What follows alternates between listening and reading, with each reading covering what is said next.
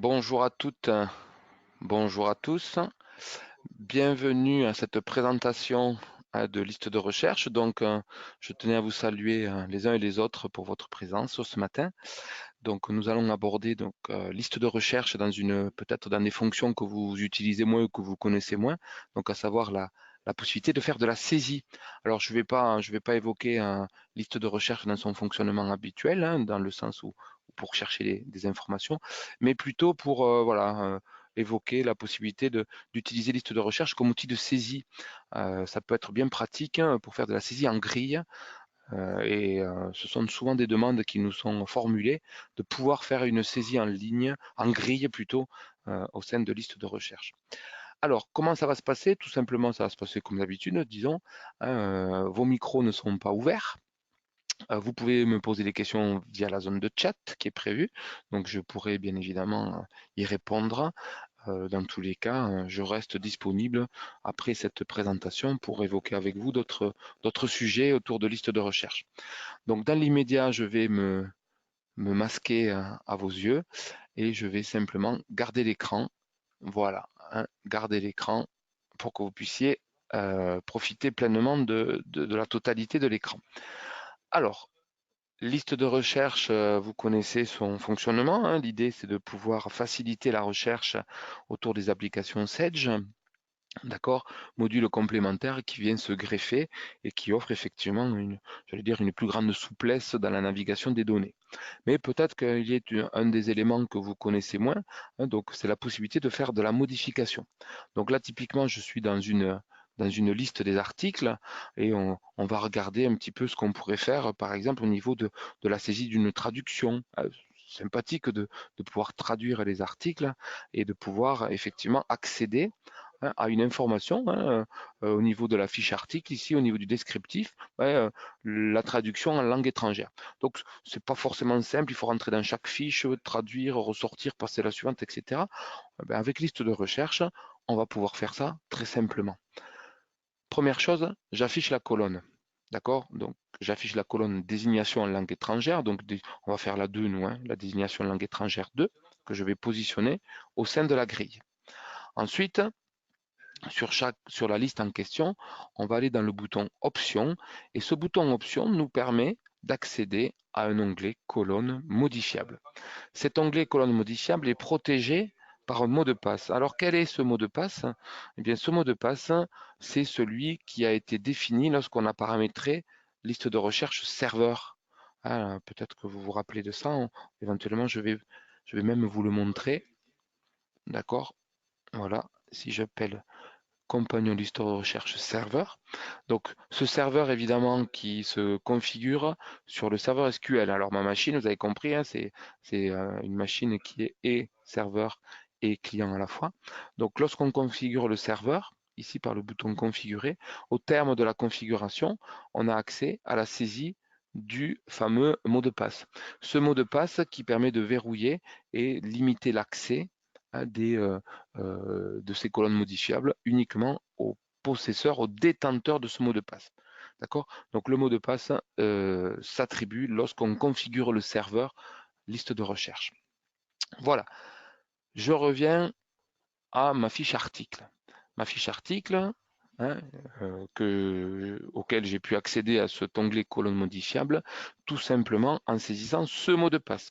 Donc ce mot de passe me donne accès à des colonnes qui sont effectivement modifiables. Donc là, il s'agit des colonnes standards.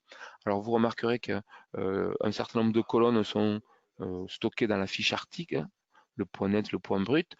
Par contre, d'autres informations comme la désignation en langue 1 sont des éléments de la fiche, Dropbox, fiche technique, tout ça, ce sont des informations libres. Donc, remonte de façon générale les informations libres de la fiche article, mais vont remonter aussi d'autres zones qu'on a jugées pertinentes de rendre modifiables, hein, comme le ferait un opérateur.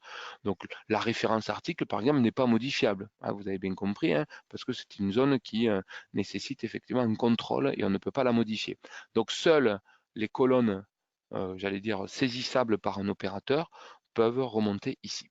Donc là, en l'occurrence, je vais cocher désignation langue 2, hein, qui était déjà coché, pour accéder à cette information de saisie. Voilà, je valide.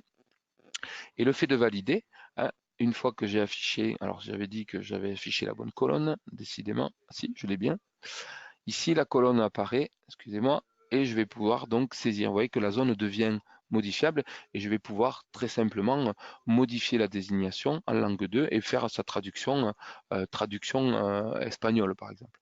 Donc il suffit de taper et de faire flèche vers le bas pour entériner la création ou la modification de ce champ dans la fiche article.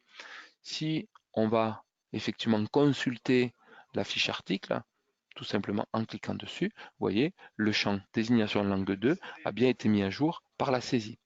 Donc, pratique, là dans un exemple un peu anecdotique, pratique pour saisir en grille des informations qui sont parfois saisissables en fiche.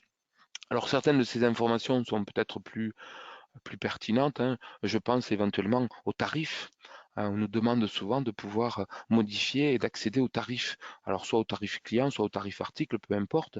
Donc si je prends le tarif article, on va retrouver exactement la même chose. Donc comment je pourrais modifier par catégorie tarifaire mon tarif? D'accord? Très facilement, encore une fois, le menu options. D'accord? Les colonnes modifiables, hein, que je vais pouvoir définir ici, je sais pas, le prix de vente, alors le prix de l'énuméré, hop, le mot de passe qui verrouille l'accès, donc important de bien le communiquer, et c'est pas un mot de passe Sage, c'est un mot de passe liste de recherche. Voilà le prix de l'énuméré, des quantités, etc., que je vais pouvoir rendre accessible. Vous remarquerez les infos libres qui remontent aussi, hein. Voilà, donc le prix de l'énuméré, bien évidemment, ici, regardez, j'ai le tarif qui a été modifié et sur lequel je vais pouvoir intervenir pour saisir en grille. On ne parle pas d'importation de tarif là, hein, d'accord? C'est vraiment une saisie en grille depuis liste de recherche. La fonction d'importation d'un tarif pourrait être, quant à elle, effectuée ailleurs, hein, via procédure de maintenance, pour ne pas le citer, mais aussi via l'application Sage qui permet de faire ce type de traitement. Donc, sur les tarifs, c'est intéressant. La même chose côté tarif fournisseur. C'est souvent l'exemple que je prends ici, hein, tarif fournisseur, donc avec l'intitulé du fournisseur ou tous les fournisseurs, la colonne que je rends modifiable dans le menu options. Donc vous avez tous idée maintenant, hein, de son fonctionnement et de pouvoir décocher telle ou telle action, le prix d'achat ou la référence fournisseur, qui vont pouvoir se mettre à jour directement depuis ici, hein, depuis cette liste, très simplement en faisant flèche vers le bas. Voilà. On parle bien ici de listes standards, hein, donc ce sont des listes qui sont fournies nativement avec liste de recherche lorsque vous l'installez chez vos clients. Je vous rappelle que liste de recherche est gratuit pendant un mois, hein, que votre client peut l'utiliser pendant un mois sur ses données avant d'en faire l'acquisition, puisque c'est bien ce qui se produit habituellement. Donc quand on l'essayer, c'est l'adopter, et une fois qu'on l'a installé, on ne peut plus s'en passer et les clients sont bien satisfaits, hein, de l'utiliser.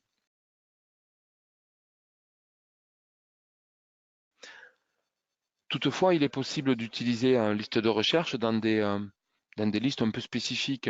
Alors, j'en ai sélectionné deux que je trouvais pertinentes de vous présenter, mais l'idée, c'est de pouvoir vous donner l'idée, vous aussi, de proposer ça à vos clients, pouvoir faire de la saisie via des listes de recherche spécifiques. D'accord? Donc là, en l'occurrence, j'en ai une qui s'appelle réception des commandes fournisseurs, d'accord? Qui a vocation finalement à valider les réceptions dans un entrepôt. Hein, je plante le décor un petit peu. Imaginez une entreprise pour laquelle j'ai un magasinier, qui ce magasinier effectivement est dans son entrepôt et doit valider, d'accord, les réceptions fournisseurs. Donc concrètement, un transporteur arrive, se colle OK et puis décharge la marchandise. Donc la marchandise est effectivement déchargée et ensuite le magasinier doit lui, quant à lui, valider cette réception. Qu'est-ce qu'on a comme solution aujourd'hui? La solution, c'est d'aller dans Sage, lui donner un accès à Sage, d'aller dans le document des achats, lui permettre uniquement d'accéder au bon de commande, de cliquer deux fois, de le former à la création ou à l'accès au bon de commande pour le retrouver, et ensuite de dire de rajouter la quantité livrée ici au sein du formulaire de saisie des commandes fournisseurs. C'est fastidieux. ça fait former un opérateur pour lequel c'est pas forcément son métier, hein, c'est pas sa valeur ajoutée dans tous les cas, mais et puis ça nous consomme une licence. Donc l'idée, c'est de pouvoir utiliser une liste de recherche qui va pouvoir être accessible, ouais, indépendamment de la présence de Sage. On est d'accord. Donc là, je l'ai lancé depuis l'application Sage, mais je pourrais tout à fait la positionner directement sur le bureau de l'opérateur magasinier dans son entrepôt. Donc il accède à cette liste, d'accord? Il va pouvoir remettre tous les critères de recherche qu'il souhaite par rapport à une référence de commande fournisseur, par rapport à un intitulé. Donc moi je mets l'intitulé par rapport à une date et il valide. Donc là on présente, on présente ici les documents de ce fournisseur bio et vous voyez j'ai les quantités commandées, les quantités livrées. Donc ça va permettre à cet opérateur dans son entrepôt, indépendamment de l'utilisation de cette, de pouvoir saisir des quantités livrées et de mettre à jour en temps réel sur la gestion commerciale les quantités qu'il a réellement réceptionnées par son fournisseur. Donc il en a réceptionné 12 et là il en a réceptionné que 92. Mais voilà, c'est très simple, il a mis à jour simplement depuis liste de recherche, il a mis à jour ces quantités réceptionnées par son fournisseur ou livrées par son fournisseur. Vous voyez que l'opération est simple.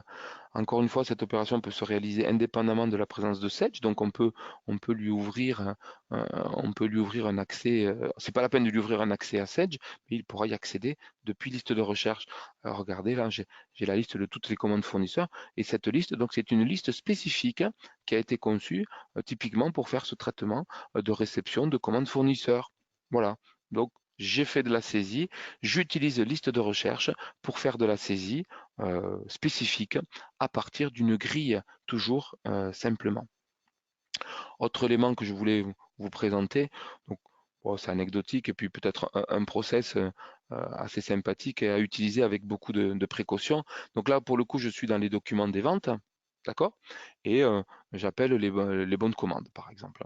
Voilà, donc là, j'ai la liste de mes bons de commande qui sont saisis et puis je dois valider mettre à jour, j'allais dire, un certain nombre d'informations, une information que souvent on stocke hein, ici au niveau de l'entête avec ces fameuses en-tête 1, en-tête 2, en-tête 3, en-tête 4, d'accord, qui sont des informations que nos clients utilisent pour saisir des données, des adresses pour des clients particuliers ou toute autre information, d'accord.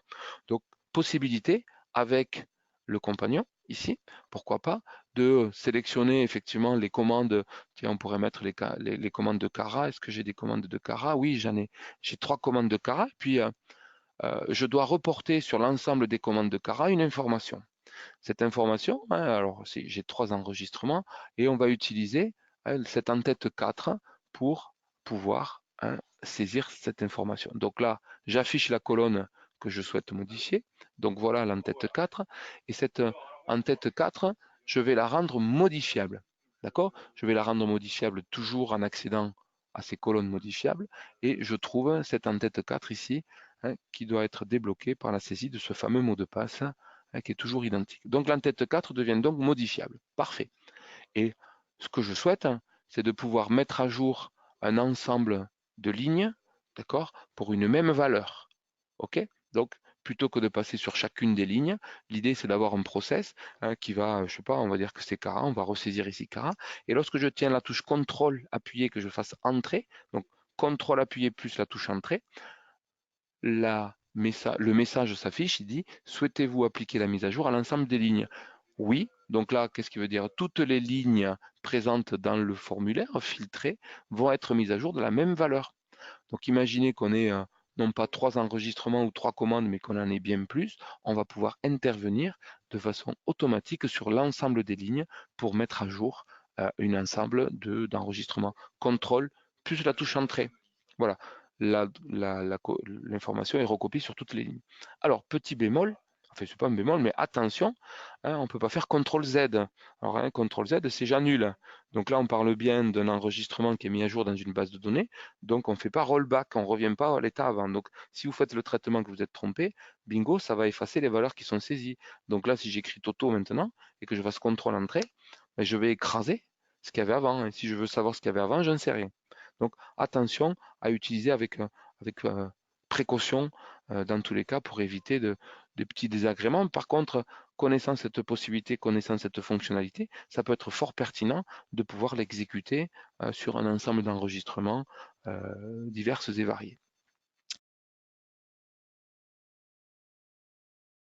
Alors, une autre liste aussi qui peut être intéressante, d'accord, hein, qui présente aussi de la saisie, c'est la saisie, pourquoi pas, de l'inventaire, d'accord, cette saisie d'inventaire qui, elle, n'a pas de, j'allais dire, qui est une particularité de pouvoir faire de la saisie, donc qui nécessite dans tous les cas une petite prise en main, mais qui vous montre effectivement la possibilité de faire une saisie d'inventaire.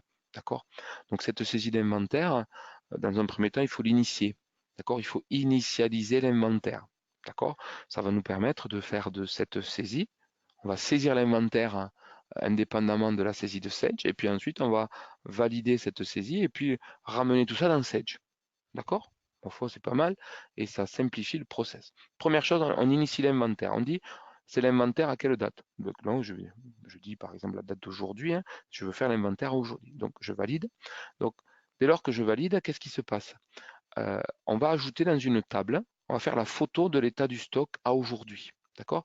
Ce qui nous permet de, lorsqu'on va rappeler cette saisie d'inventaire, de dire je vais faire la saisie. Vous voyez, j'ai ici la nouvelle date de l'inventaire, le 11 juillet 2019, donc c'est la date d'aujourd'hui, et je vais afficher l'état du stock pour bijoux. Donc là, j'ai toutes mes quantités, alors j'ai toutes mes lignes, pardon, tous les articles qui sont présents en stock, et vous voyez, j'ai la quantité ici informatique, c'est-à-dire j'ai la quantité de Sage. J'ai la quantité qui est présente dans les tables de Sage aujourd'hui, le 11 juillet. Je vais pouvoir ici mettre la quantité réellement comptée. Qu'est-ce que j'ai compté dans mon entrepôt? Donc là, hein, j'en ai pas compté 14, j'en ai compté 15. Là, j'en avais 15, j'en ai que 6, etc. Donc, c'est faire une saisie. L'avantage de cette mécanique, c'est qu'on va pouvoir permettre une saisie déportée. On va pouvoir faciliter la saisie auprès d'opérateurs distants. Donc, vous pouvez être à 10 à saisir sur un dépôt en mettant tous les critères de telle à telle référence pour telle famille, etc. Et même rajouter des critères. Et vous voyez que le code emplacement apparaît aussi parce que ça permettrait de faire une saisie par emplacement. Alors, euh, il est possible aussi, dans le cas particulier des articles en numéro de lot, alors je vais en trouver un, alors on va peut-être trier comme ça. Voilà, voilà. Hein. Donc là, j'ai des articles qui sont gérés en numéro de lot ou en numéro de série. Il est tout à fait possible à un moment de rajouter, d'accord, de rajouter une saisie, donc ajouter un numéro de lot pour l'article Sarplace. Voilà, je mets le lot 2355. Voilà, ça c'est un nouveau lot que j'ai compté et que je vais pouvoir retrouver ici, d'accord, et qui s'est ajouté, voilà, et qui s'est ajouté à mon article. Donc ça me permet, il est où mon lot, voilà, il est là. Hein, et je vais pouvoir dire, mais en fait, ce lot, il a été compté, il est physiquement présent, je l'ai ajouté en la saisie d'inventaire, et je vais dire, mais j'en ai 25. Voilà, et je fais de la mise à jour directement ici. Il est possible aussi d'intervenir directement sur le prix de valorisation. Le prix de valorisation, qui est effectivement celui qui sera réimporté, qui va servir de valorisation au niveau de l'article. Donc c'est 36 euros le numéro de lot. Donc, je peux interrompre ma saisie, je peux partir à la maison, rentrer le lendemain matin, continuer ma saisie. Donc, cette saisie, vous l'avez vu, elle est sympathique puisqu'elle s'affranchit des contraintes liées à la saisie d'inventaire de Sage. Une fois que je suis prêt, une fois que j'ai fini, une fois que j'ai tout saisi, je vais pouvoir transférer l'inventaire. Donc, transférer l'inventaire, c'est-à-dire qu'on va générer un fichier texte, d'accord, un fichier texte, validité, inventaire, là, inventaire, ça je vais y arriver. Donc inventaire, je l'enregistre. Donc là, qu'est-ce que je vais faire? Je vais exporter l'inventaire et puis directement dans Sage, ensuite je vais devoir effectivement, là pour le coup, importer cet inventaire, d'accord, saisie d'inventaire, qui va se faire par ici, là, qui va se faire par un import. C'est-à-dire que je vais importer, d'accord, la saisie qui a été faite directement par le compagnon. Donc là, on re-rentre dans un process. Ce qu'on peut faire aussi, c'est faire de la saisie de régule ici, et puis l'importer, importer le tarif. Moi, c'est ce que je préconise ici.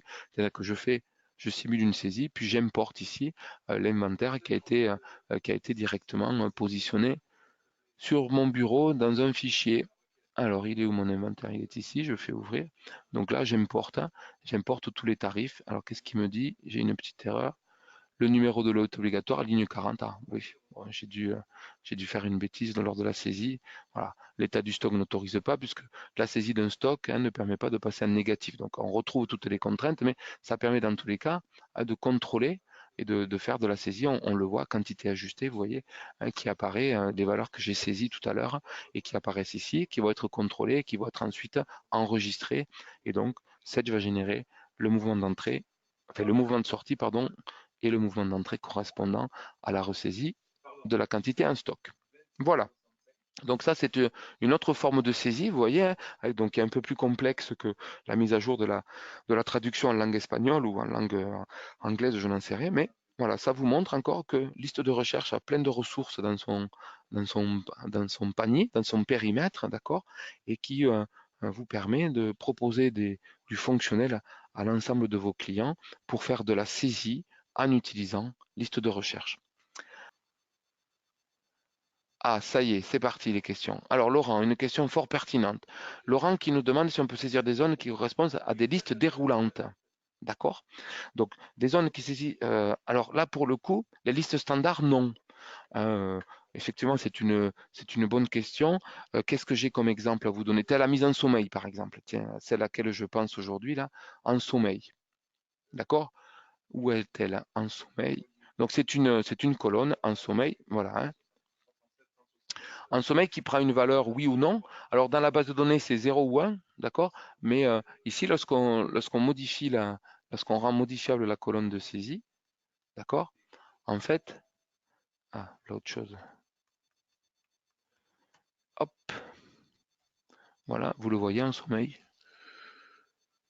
Non, vous voyez, c'est pas modifiable. C'est pas une zone modifiable standard, tout simplement parce qu'elle fait l'objet effectivement d'une liste déroulante, oui ou non, parce qu'on ne va pas demander à l'utilisateur de dire 0 ou 1.